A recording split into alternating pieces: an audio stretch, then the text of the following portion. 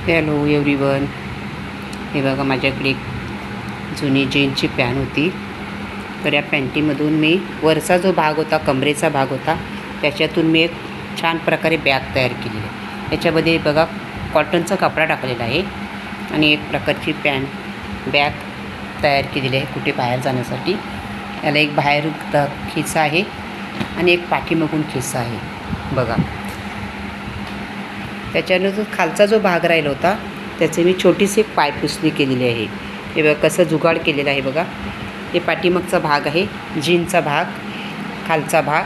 त्याच्या मी वरती थोडीशी माझ्याकडे कतरण राहिली होती, छोटे छोटे कापड कापून त्याच्यात दुसरं मी हे पायाखालची पायपुसणी केलेली आहे. कसं वाटलं बघा, छानपैकी एका वस्तूतून 2 पक्षी मारलेले आहेत, एका दगडात 2 पक्षी मारलेले आहेत. मला आवडलं तर शेअर आणि